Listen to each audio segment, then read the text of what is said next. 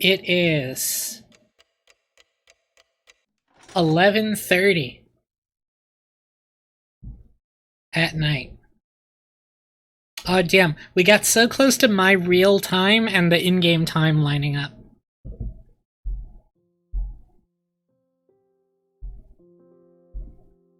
Hey, this is the last chapter of the book. There's an epilogue after, but we're almost done.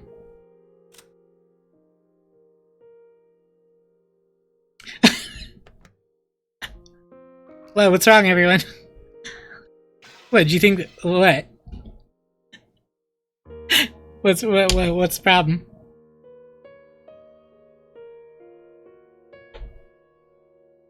There's another chapter, and then there's an epilogue, and then there's maybe a few little extras like there are at the ends of Higurashi books. You know, we got like the... Maybe there's something like the all-cast review after, which we'll definitely do all the extra stuff. Oh yeah, that wasn't the last chapter. This is the last chapter. And then there's an epilogue, and then... If it just ended right there, that'd be buck wild. I am gonna refill my water real quick. I will be back. And then we're gonna do this chapter, and then we'll see where we are after that. Be right back, everyone.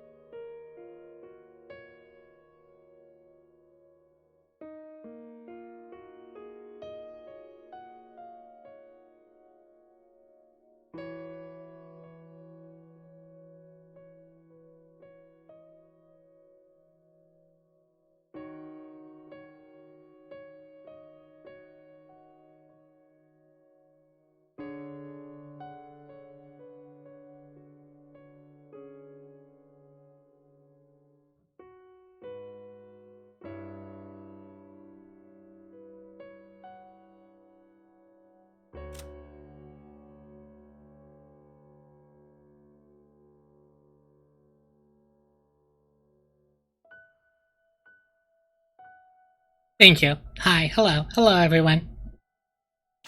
I am back. We are back. We are all back together. Just one more time, I would ask that we keep Higurashi spoilers to a minimum. Because I know there are some people that ducked the Higurashi streams that might be here for Umineko.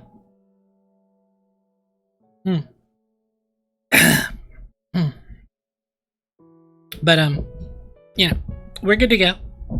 We have one more proper chapter left, and then maybe some smaller things after that. I'm very excited. We're gonna finish before it's like 5 a.m. That's so nice. We're gonna jump right back in because I want to keep it going. Let's go. After we chased them out, nobody wanted to say anything. All of the suspicious ones had been driven away. Even though we knew there might be some innocence among them, we still did it. We chased them out of this paradise, where people don't have to suspect each other. But our motive for chasing them out was suspicion of one person towards another, the worst kind of crime for a human.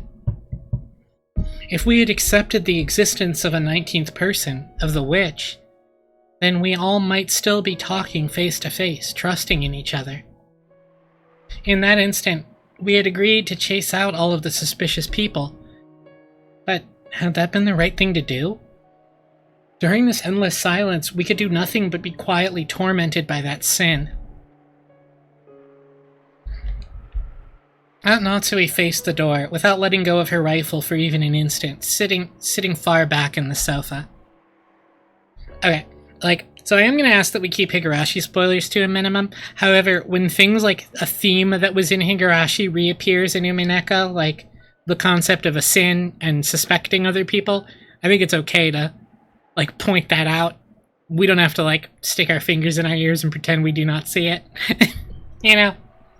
Just to make that clear. She would probably spend the night staring at the door without a wink of sleep.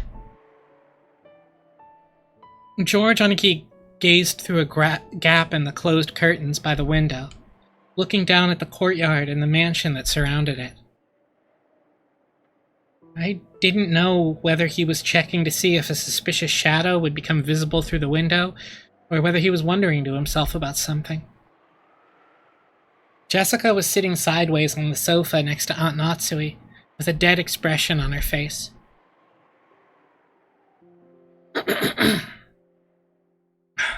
And every once in a while, as though she just remembered something, she'd take out the inhaler she had used during her asthma attack and stick it in her mouth. I just heard it from Aniki, but apparently Jessica liked Kanan-kun. It was apparently so vague that she hadn't realized it herself. It's the kind of thing other people tend to spot before the person in question realizes it. Which means she might have first learned of her feelings when the person she liked died. It must have been so terrible, so sad. Come to think of it, Kanan-kun was the one who handed her that inhaler. Maybe she was remembering that. I was fishing around Grandfather's study, thinking I'd research the meaning of the magic circle on the letter's second sheet. Even though we were shut up here in a defensive position, my rebellious nature made me want to find some key, some way to resist. After all, we've got plenty of time before tomorrow morning. Who could fault me for how I used that time? No one else showed that much interest in this magic circle. Its meaning was unknown, and once we understood it, we were sure to find some message that would cause us unnecessary anguish. I felt the same way. However, I couldn't just ignore it, so I killed time by going through the motions of researching it. You sure are enthusiastic. Did you find anything that might serve as a hint? Not a thing. The first tough part is finding a book written in Japanese. Just how many languages could Grandfather read? He's incredible. Aren't you tired, Battler-kun? You should take a rest while someone else stays awake. Aunt Natsui said she'd stay up all night for us, but there's no way her body can handle that. We should take turns sleeping. Then you sleep first, Aniki. I'll keep researching till I get sleepy. You mean that magic circle just now? Yeah. We've got plenty of time to kill. I thought it'd be interesting to find out what kind of message Beatrice-sama put in it. Give it a rest. Mess around with stuff like that and you'll end up getting possessed by something weird. Don't worry. I've been certified by Maria. She said I've got no spiritual talent at all.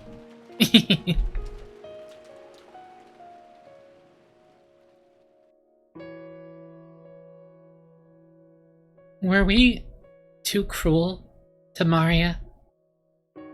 Jessica, you mustn't think that now. But Mom, if Maria wasn't involved and there's a culprit besides her, then she's obviously a soft target for the murderer. If she's killed because of this, then we've just left her to die. A gloomy silence settled once again.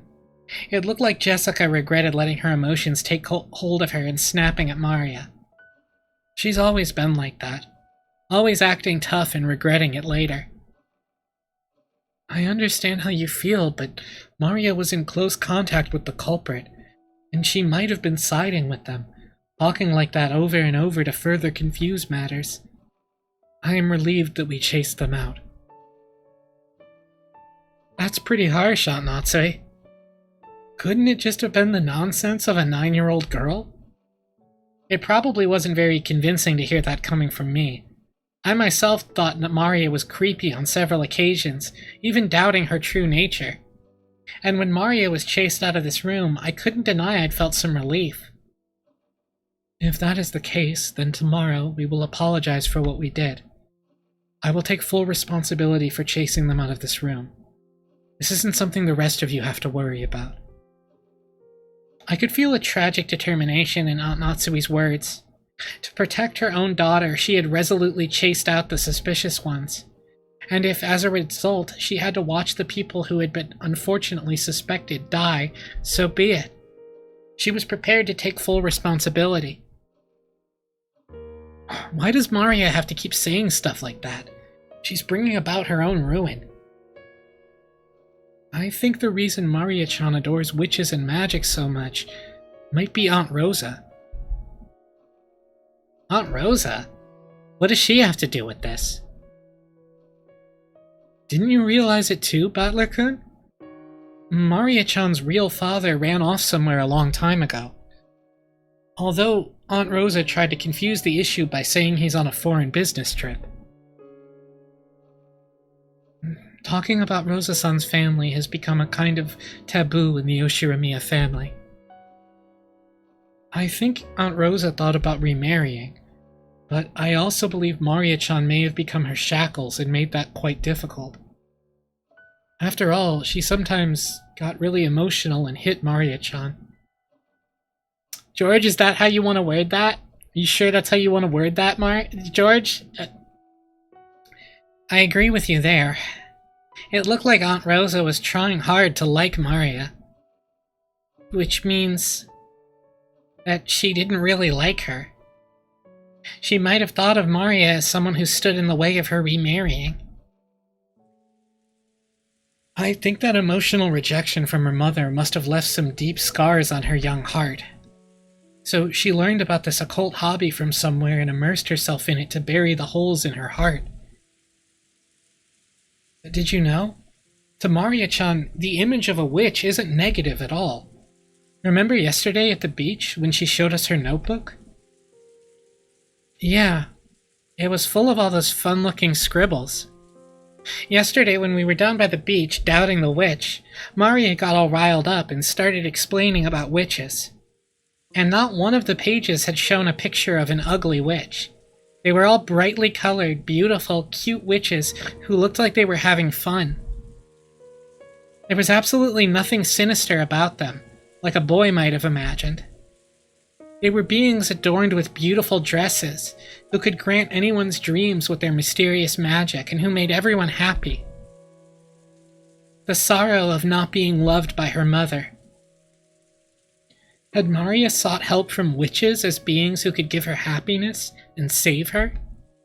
Someday a witch would come, and using her wonderful magic would bring Maria happiness. Even though she believed that, as she grew older, she had to face reality as her fleeting dreams were sliced to ribbons one by one. If something claiming to be the Witch of Rakanjima appeared in front of a girl like that, whispering that she'd take Maria to the Golden Land, where Maria could be happy, now that it's come to this, I want to confess what's in my heart. Throwing out Maria-chan, no, Genji-san and the rest too, was probably the wrong thing to do, I think. It wasn't pleasant. Since Jessica had been the one to face them and slam them with words of rejection, her conscience must be tormenting her a lot right now. Then how do you all explain that letter? No one could have said it there except the 4 people standing behind us. I made sure of that with my own eyes. If those 4 are innocent, how was that letter placed in a closed room with 8 people? That's right. When you put it that way, those 4 really do seem suspicious. But it's all useless. It's all useless. Useless? What is? Right. It might not be worth anything anymore, but let me spin the chessboard around again. In other words, if one of those 4 really was the culprit, isn't that weird? That's right. Wasn't setting that letter openly on the table the same as confessing that one of them was the culprit? You're right. That's weird. If they were going to do it, you'd think they'd put it in the crack of the door, for example, to make it look like someone had slipped it in from the outside. Of course, they should have known that they'd be suspected if they didn't make it look like the culprit was outside the room. Yeah, that's exactly it. If the culprit was one of those 4, setting the letter right in the middle of the table would be both risky and meaningless. But putting aside whatever trick was used to set it there, if we assume that the culprit is someone other than those 4, in other words, someone who was outside the room, then they had a lot to gain from that letter. Enough, Battler-kun. It's meaningless to discuss such matters now. Natsui-san quickly guessed what I was getting at. No, maybe she had thought of it long before I had, and had simply held her tongue. If the culprit's outside the room, then they'd be totally stuck the moment we shut ourselves up in a closed room like this. That's right. It's the same as my theory about how Grandfather disappeared from this room, isn't it? That theory was that Grandfather left the room of his own accord. If the culprit used some tactic to lure him out, and Grandfather left of his own accord, then... Come to think of it, when we found the scorpion magic circle on the doorknob to the study, Maria said it herself. Beatrice couldn't get in through this door, but she could induce someone to leave of their own accord. Which would mean we fell for the culprit's trap completely, and sent out some new potential sacrifices. Genji and the rest aren't fools. When they try to protect themselves, they should find the next safest place after this room. They will definitely be able to hide themselves there. Aunt Natsui hadn't answered the question. Aunt Natsui herself had realized that if the culprit wasn't in our group back then, that letter would make sense as a trap. However, it wasn't worth the risk of calling back the people she had once thrown out. To Aunt Natsui, right now, her greatest and only duty was to protect the children. By her thinking, in order to do that, a few sacrifices were unavoidable. Hey, Aunt Natsui, let me say something a little harsh, okay? At that time, what if, by coincidence, Jessica had also been standing behind you? Would you have chased Jessica from the room, too?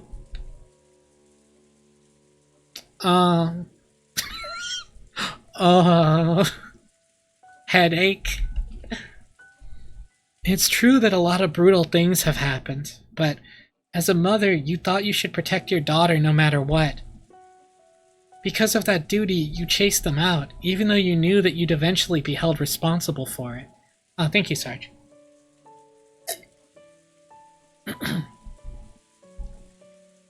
It's not like I'm condemning that, but, I was just thinking about what a great mother Jessica has. That's right. You've been dealing with these incidents since morning, and you've been pulling all of us along this whole time, without losing your composure. If you were all confused too, the rest of us would probably be in the culprit's grasp by now. So I think we all have to thank you. Thank you. So what you two are trying to say is that you want her to act as Maria's mother too?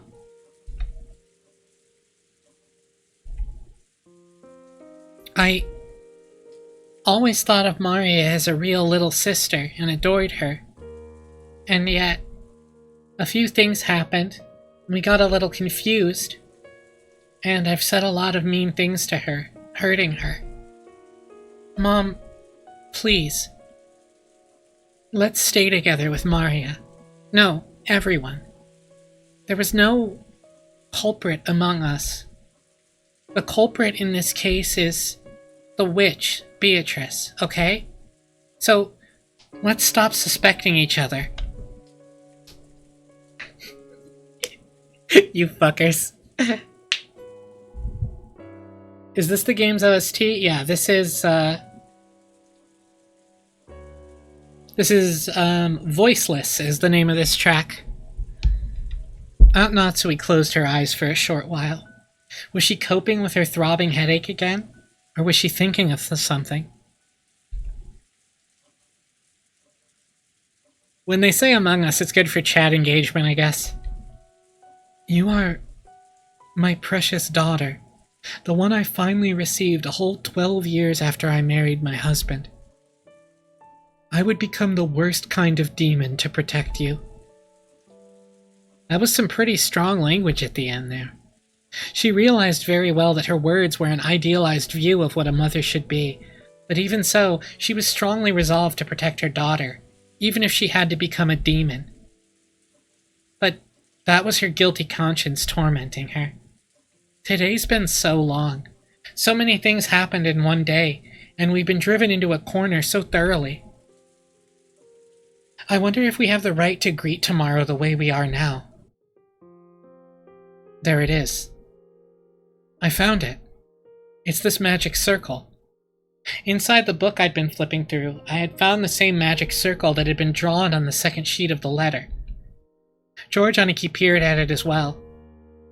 This magic circle's name was the Third Magic Circle of Mars. The Hebrew written on it was from Psalm 77 verse 13 of the Old Testament. What God is so great as our God? The meaning of the magic circle was discord. Agitate internal division and cause the enemy to bring about their own downfall. Oh. Wait a sec. Seriously? Battler basically said oof. Could there be a more fitting way to describe our current situation and mental state? We couldn't help but be stunned into silence. So, this letter was a trap? How did they place it here? There wasn't anyone in this room except for the 8 of us, right? Anyway, though, let's ignore how they got it in here for now. The culprit was just after one thing. They wanted to spread the seeds of doubt inside this impregnable room and use us to throw the sacrificial sheep out. In that case, they're after the people who went out of the room. Mom, what should we do? Those 4 are in danger. It wasn't surprising that Aunt Natsui remained unpleasantly silent. Even if this was a trap by the culprit, even if the 4 who had been chased out of the room were in danger, it had nothing to do with the safety of the 4 people in here. And there was no way to prove the innocence of the 4 people we'd chased out. If we were willing to let them die, then we shouldn't leave this room no matter what. That way is safest. At that time, suddenly, the piercing sound of a phone rang through the room. It was the antique extension phone set on the table in Grandfather's study. It had rung right after we started talking about the letter being a trap. It was natural that we'd think of it as an SOS from the ones we'd chased out. But then Aunt Natsui spoke. Why a phone call? The phone should be broken down and unusable. That doesn't matter. If that's Maria calling for help. If the problem with the phones was the culprit's work in the first place, then this call is probably... With that one sentence, the ring of the phone, which had once sounded like a scream for help, started to sound like a ghastly lure from some unknown person. Aunt Natsui hesitated over whether to pick up the receiver. Let's pick it up, Aunt Natsui. The phones might have been fixed for some reason. It could still be an urgent call from Maria-chan and the rest. That's right. And if it's actually a call from the culprit, bring it on. Why don't we listen to what they've got to say? It's just a phone call. No matter what they babble through the receiver, it's not like it's gonna hurt you. Jessica said, how is cyberbullying even real? Just close your eyes and walk away. If you don't pick it up, then I will. I will take it. Hello? I stretched out my hand to take the receiver, but Aunt Natsui grabbed it before I could reach. We all held our breath, trying to figure out who the person on the other end of the phone was. But for a while, Aunt Natsui kept saying, hello. A silent phone call? There's no way Maria and the others would do something so creepy. Which means, could this phone call possibly really be? Natsui stopped repeating hello and strained her ears, because she thought she heard something far away on the other end of the receiver. What was that? Huh? Is someone singing? What do you mean, singing? I don't know. Faintly from the other end of the phone, I can hear someone singing. I wonder what it could be. Give it here for a sec. Hello? But who was phone? So true. I forced the receiver from the stunned Aunt Natsui's hand and pressed it against my ear. At first, I didn't hear anything, but because I had been told about it beforehand, I noticed it sounded far away from the receiver rather than someone speaking in a quiet voice, and it sounded like a girl singing a song. That voice did sound like Maria's, but that just made the situation even more inexplicable. At the very least, the one who had made the phone call hadn't been Maria. After all, Maria was singing some song far away from the receiver. Oh, it's so quiet. Hi, Harsh. You can hear it. It's there. It's so quiet. In that case, the one who made the phone call should have been Genji-san, Kumasawa-san, or Dr. Nanjo, and yet they weren't saying anything. Why? For what reason? The person who made this phone call. Who was it? It is truly who was phone. Hey, hello? Who is it? Answer me. Is that Maria singing? Answer me. What's happening? What is it? I don't know. All I can say is, this is probably a trap, and Maria's in trouble. It's like so faint, I could like barely hear it at all. Aunt Natsui took the receiver again, but after yelling into it several more times, she realized she wasn't getting anywhere and hung up. After that, she dialed quickly. Then she clicked her tongue. That's right. If the phones are working, we should be able to reach the police. But judging by Aunt Natsui's reaction, the outside telephone line still didn't connect. Let's go. Even if we know it might be a trap, we have to go. Yeah, definitely. Jessica, Aunt Natsui, stay here. When Aniki and I tried to dash out, Aunt Natsui stopped us. Hold it. I cannot let you go alone. I will go too. Jessica, wait here. Oh, that seems like a terrible idea. What, so I'll be the only one left out? Nice try, but I'm going too. Yeah, it might be better that way. If the goal of that phone call was to split us up further, it wouldn't be a good idea to leave someone to watch this room. There's no time to argue. Let's all go. Aunt Natsui raised the rifle high and took the lead. I couldn't go unarmed myself. I found a 3-pronged candle stand and readied it. Although the pins on it used to fit candles were short, it was almost like a 3-pronged spear. Go get him, Battler. You got this, buddy. Yeah, why doesn't he use the candlestick? Somebody else uses it. Then the 4 of us left the study. We left the study, which should have been the safest place inside the mansion. By doing this, we had been lured out, even though we had barricaded ourselves in a safe, closed room. Perhaps we were doing exactly the same thing Grandfather had done when he disappeared from that room. Maria, where are you? Answer me. I listened closely, but I didn't hear anything. The mansion was vast, and since the passing typhoon was making its last stand, the sound of the rain was even noisier than before. Maria-chan said she wanted to watch TV in the parlor, right? Let's try going downstairs. That's right. Let's try there. Everyone, be mindful of your surroundings. Yeah.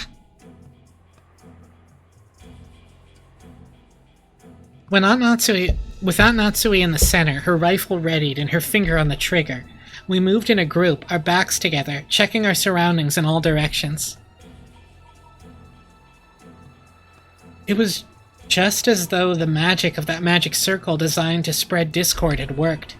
We had split up, and furthermore, we had been dragged out into dangerous territory.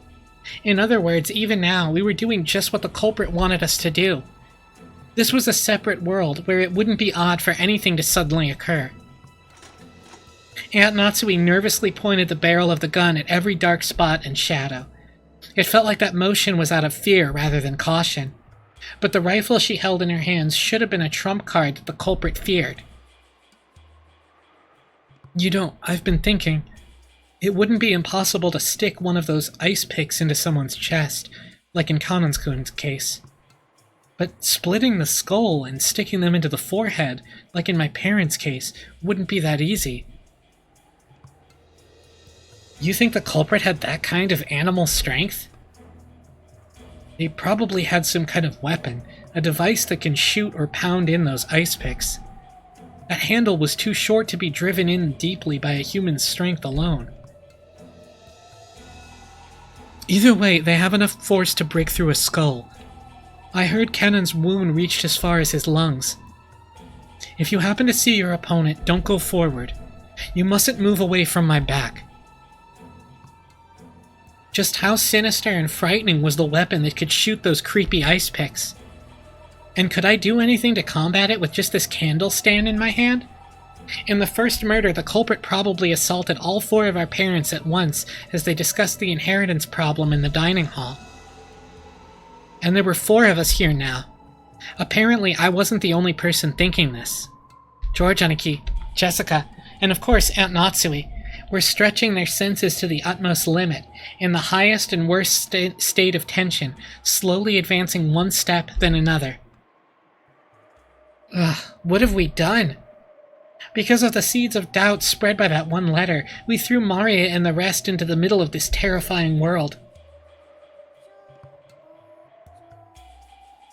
Oh, now you can hear the singing again. Just barely. I think it might get louder. We finally reached the first door. The parlor was just across the hall. When we listened carefully, we could hear it faintly. Maria's eerie singing voice. She wasn't singing naturally as though she were in a good mood. She was singing mechanically, like she was at a graduation ceremony and she'd been ordered to. The song she sang was just a common folk song, one that everyone has probably sung in school at one time or another. But why that? In the middle of the night, alone, with all her heart, over and over? Why? Right after leaving the study, we had called out in loud voices, asking Maria where she was. But this time, no one said even a single word. We hid our breath in the sound of our footsteps, and intensely focused on our surroundings to the point of being completely high-strung, we stepped forward.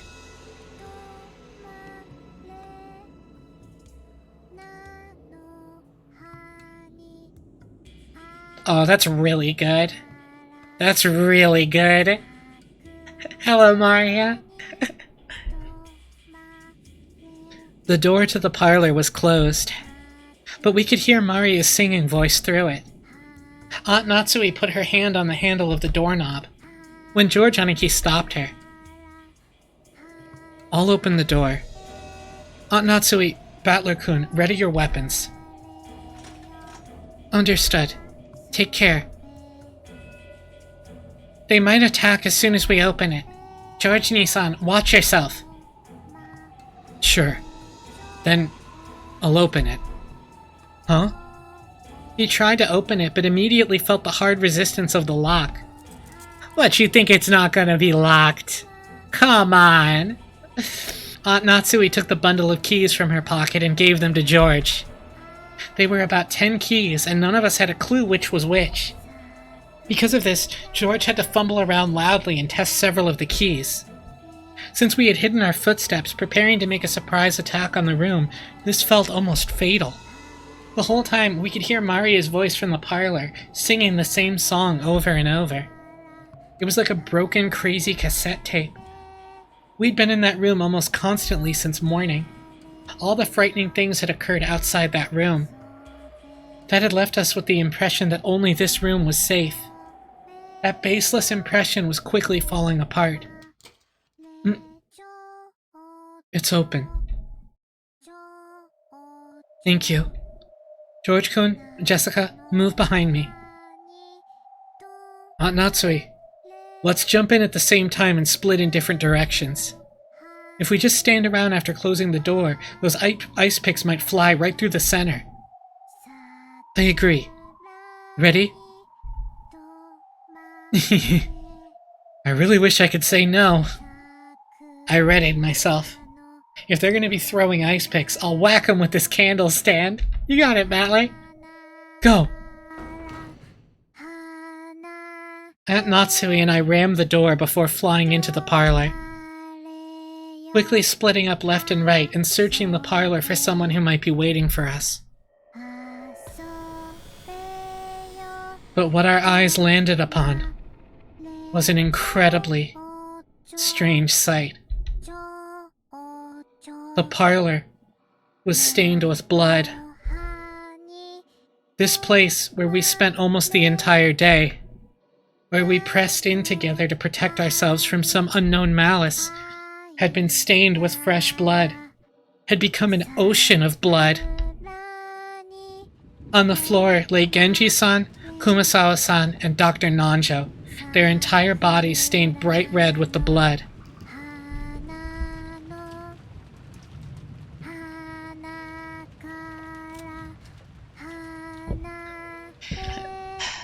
Let's check this real quick.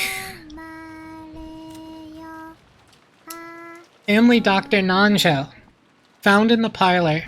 His thigh had a weapon resembling an ice pick sticking out of it, and his face had been smashed. At the 7th twilight, gouge the knee and kill.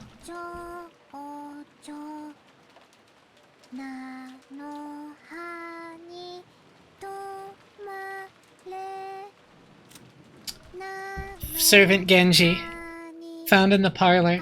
He had a weapon resembling an ice pick sticking out of his stomach, and his face had been smashed.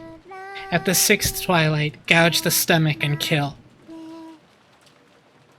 Servant Kumasawa, found in the parlor. Her calf had a weapon resembling an ice pick sticking out of it, and her face had been smashed. At the 8th twilight, gouge the leg and kill. But the only way we could identify them was by their clothes. That was because... that's right, this is how the whole tragedy started. Their faces. Just like our smashed up parents in the shed. You couldn't tell where their eyes stopped and their noses began. It was as though they'd rudely plunged their faces into tomato pot pies all squished up.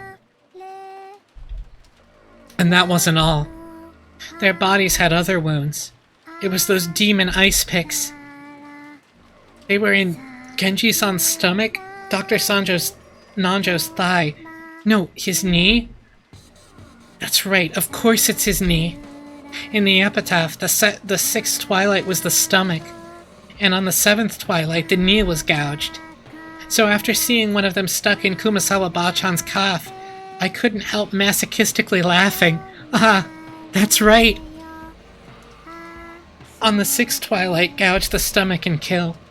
On the seventh twilight, gouge the knee and kill. On the eighth twilight, gouge the leg and kill. Ah, no, even the eighth twilight is over. And the next one, the ninth twilight, what was it again? Maria was there.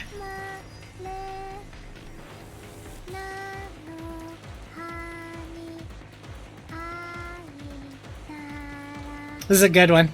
This is a good one. She was facing the wall in the inner part of the room, standing stock still, completely alone. She faced away from this horrible Steen, standing by the wall, singing her song over and over. There was nothing else in the room. Just the corpses of the three who had been brutally killed, and the phone receiver, which was still off its hook, proving that this was the room the call had come from. Just that and Maria, her back to the scene, as she kept on singing while facing the wall. We couldn't even scream at this bizarre scene. We could only stare, shocked, with our mouths hanging loosely open. Maria?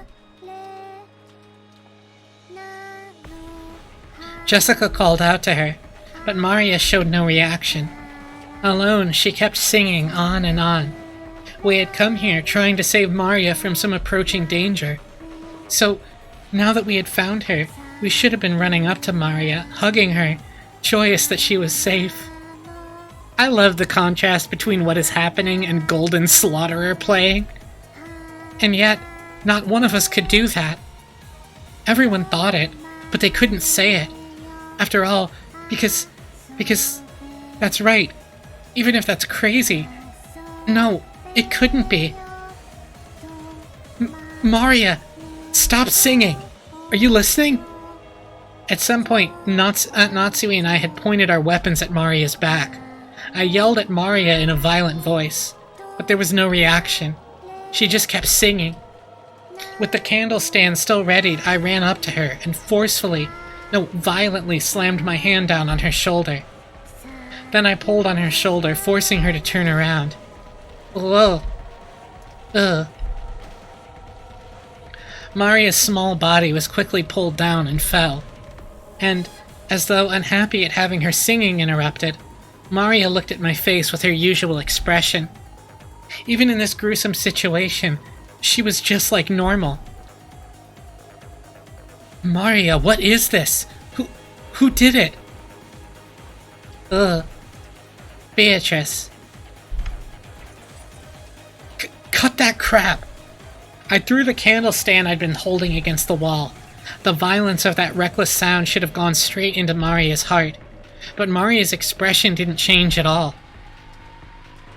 Quit it, Battler-kun. Maria-chan, this time you should have seen the face of the culprit who killed these three.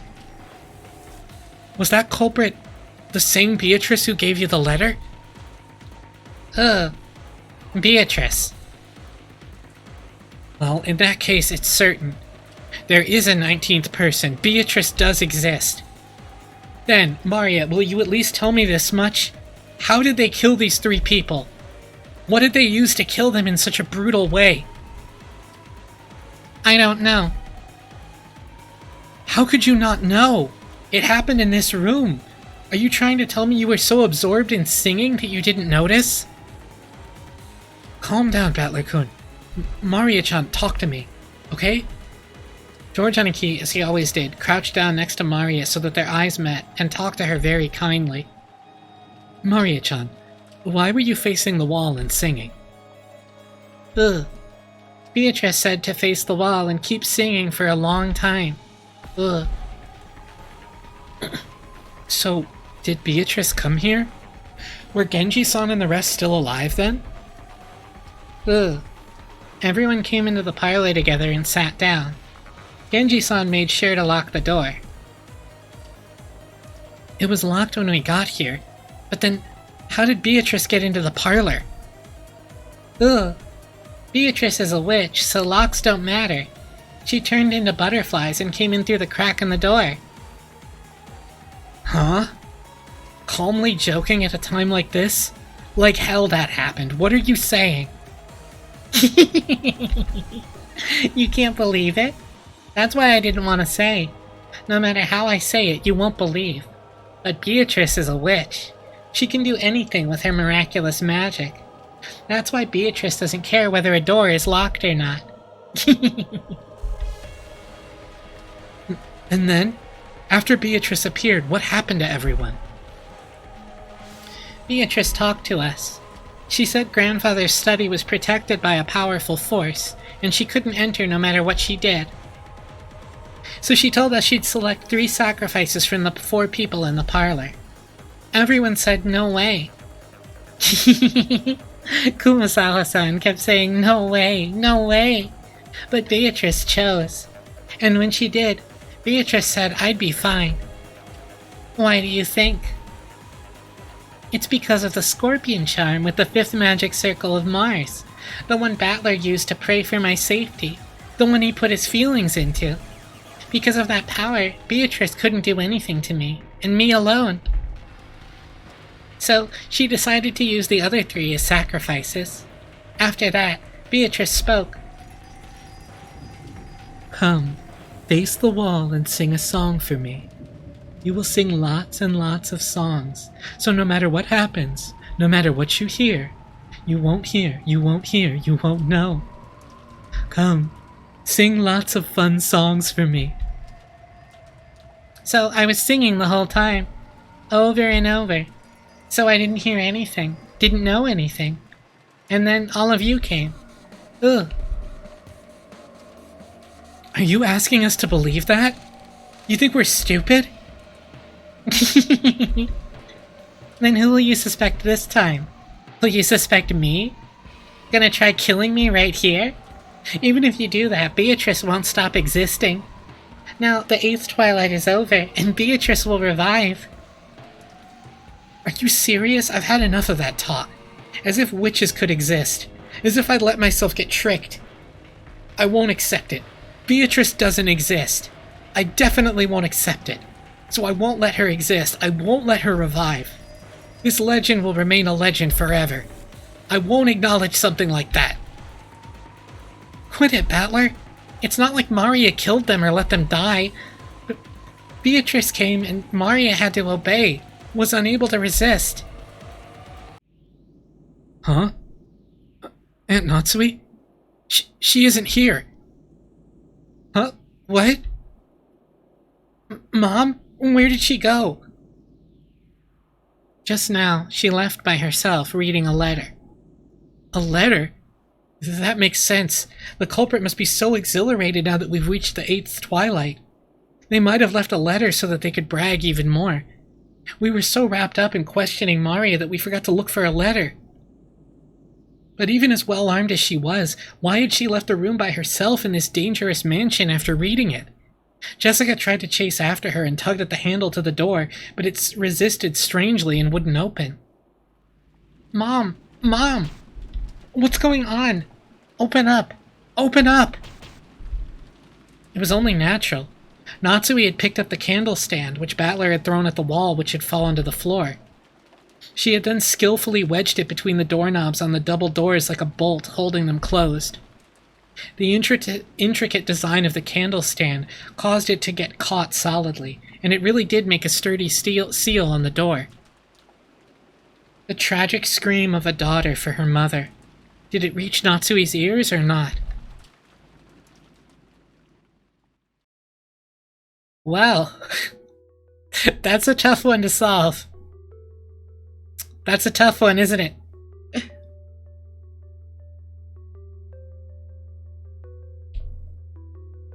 Hello.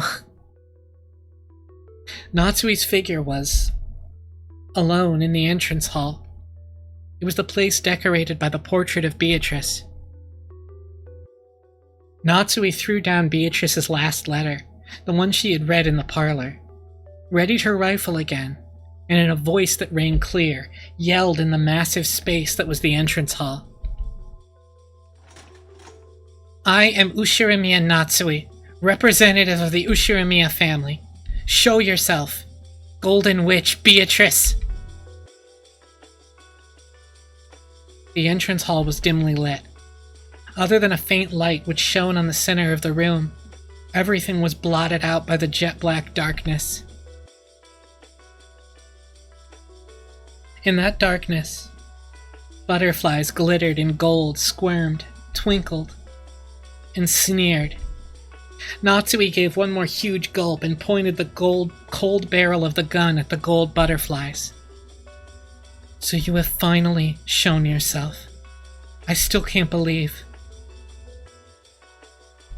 that something like you really exists. But that isn't a problem. Both I, who bear the title of representative to the Ushirimiya family, and you, who claim to succeed the headship of the Ushirimiya family, are here right now. At this point, whether you are a witch or not is a trivial matter. Come, let us settle this. Which of us will truly succeed the Ushirimiya family? I, Ushirimiya Natsui, or you, Beatrice? Allow me to respectfully accept your request for a duel.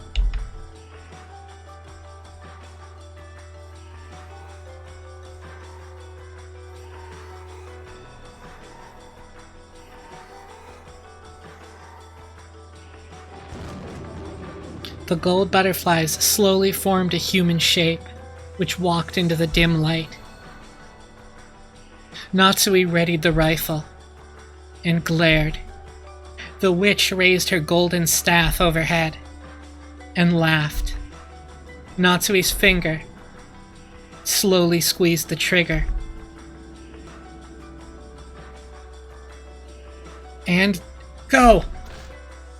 Battler made an all-out dash at the door and rammed into it, crushing the candle stand that had been barring it and making it possible for a big gap to be opened in the door.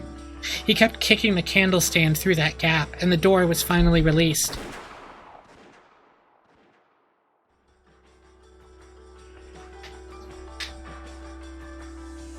At that time, they heard it. They certainly heard the crisp sound of gunfire ring out once. Mom! Mom! Jessica-chan, you mustn't run off by yourself. Was that the sound of a gun just now? Did Aunt Natsui shoot? At whom? At the culprit.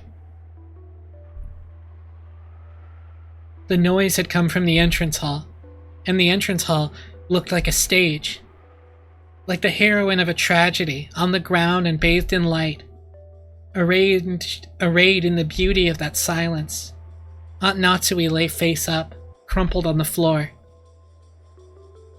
Half crazed, Jessica ran up to Aunt Natsui. On Aunt Natsui's forehead, it was almost as though a sparkling shard of pigeon blood ruby had been placed there. And from it, one stream of blood makeup passed by her eye and began to traverse her face. Did you hear it? Because I heard it. Ushirimiya Natsui, found shot to death in front of the witch's portrait. How impudent of her to challenge a witch with nothing but a mere gun. Of course she'd end up like this.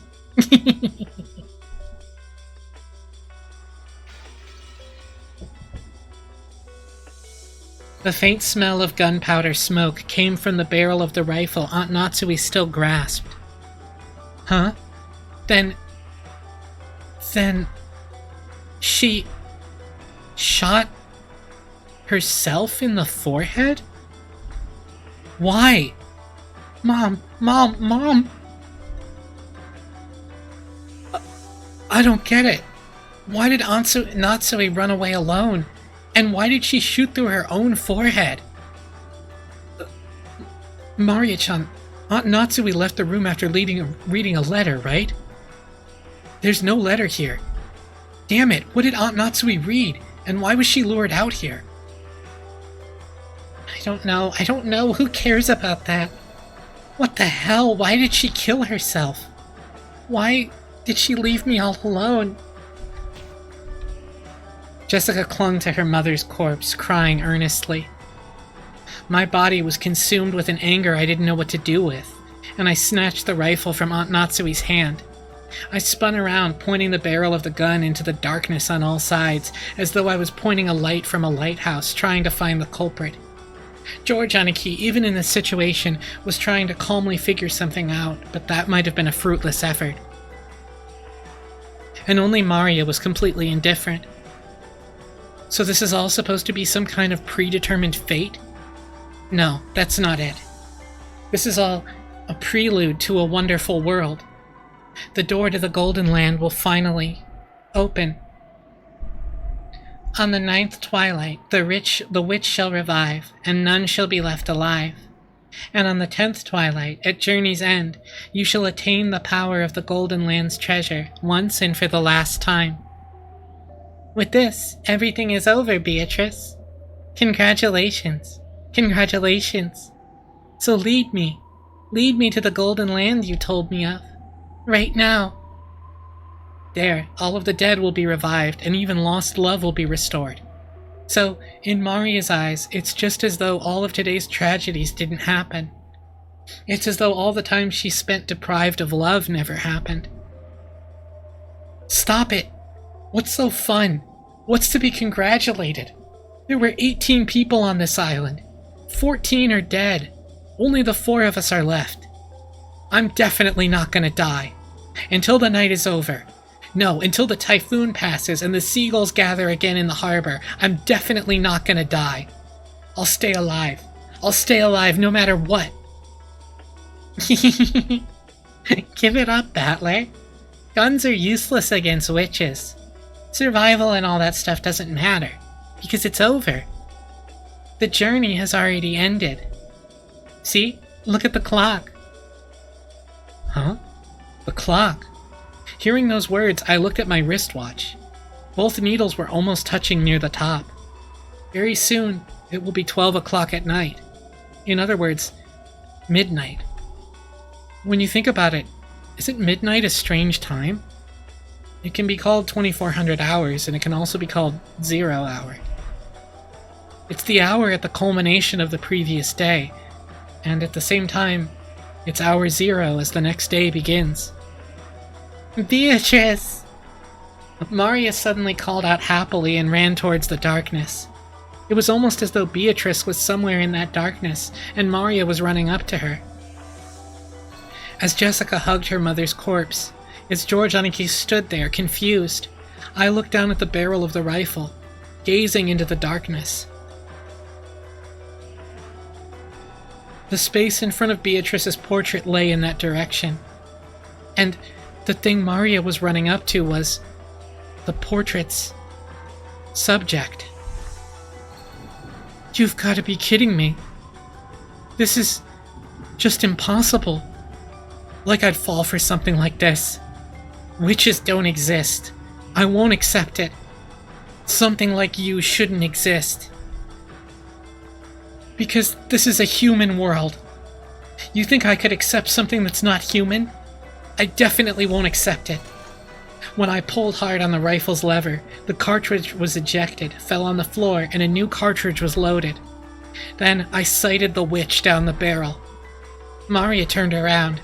Still clinging to the golden witch, she turned around. Didn't I tell you it was meaningless? Mere lead bullets are meaningless against Beatrice. Humans are so stupid, aren't they?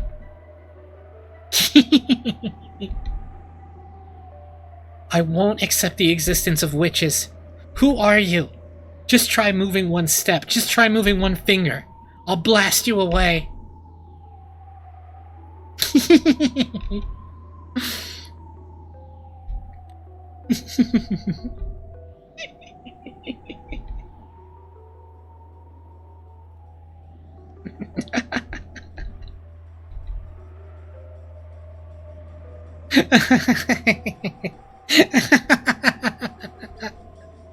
Oh, you see the 2 sets of quotation marks around that? That's some good shit. as the witches laughed. Even the large clock on the hall joined in with their laughter. It was probably telling us that the time was 2400 hours. It was both a tone telling us that we had reached the culmination of this day, and a tone informing us that we had returned to nothing. The rule that the rich would win when the time ran out had already been revealed. Battler, George Nichan, and Jessica. The journey has ended, and the witch has revived, see? And none shall be left alive. The witch shall praise the wise and bestow 4 treasures. One shall be all the gold from the golden land. One shall be the resurrection of all the dead souls. One shall be the resurrection of the love that was lost. One shall be to put the witch to sleep for all time. Sleep peacefully, my beloved witch, Beatrice.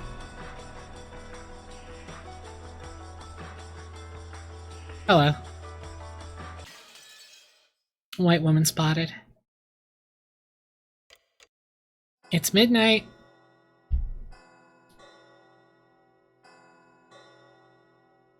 Sorry, I said white woman spotted. I couldn't help it.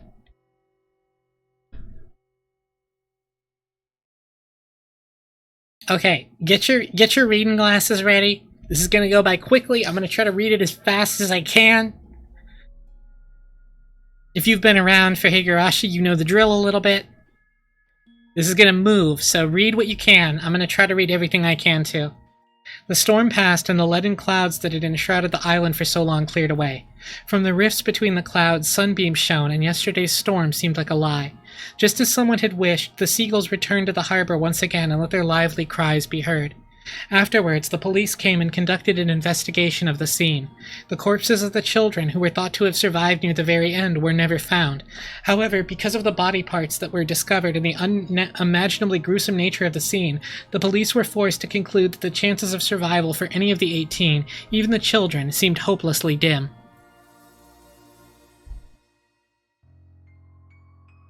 And now I have some free time. Just how gruesome was the banquet of the witch? And how beautiful was the golden land? They were the only ones who got to hear that tale. No tales were told to those humans who arrived after the banquet was over.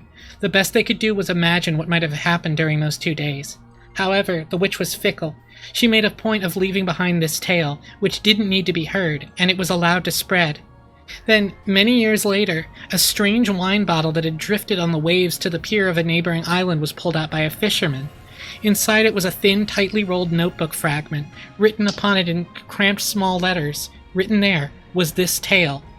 Though this notebook fragment, people will finally learn the truth of the mysterious and riddle-filled 2-day period. The incident was later called by many names, such as the Rokkenjima mass murders, the 18 killings of Rokkenjima, and was known as the Witch Legend serial murders. Lovers of the occult claimed that it was all the result of an immoral ceremony that had sealed off the island, and those 2 mysterious days were embellished, and a lot of interpretations happened. However, not one of those interpretations approached the truth.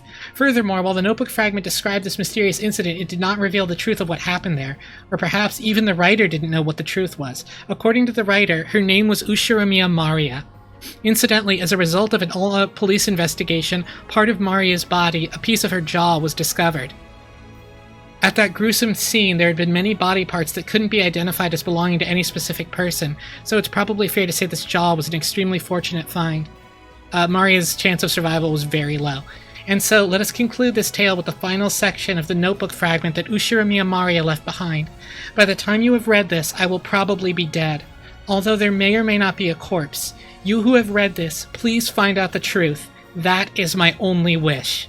Ushiramiya Maria.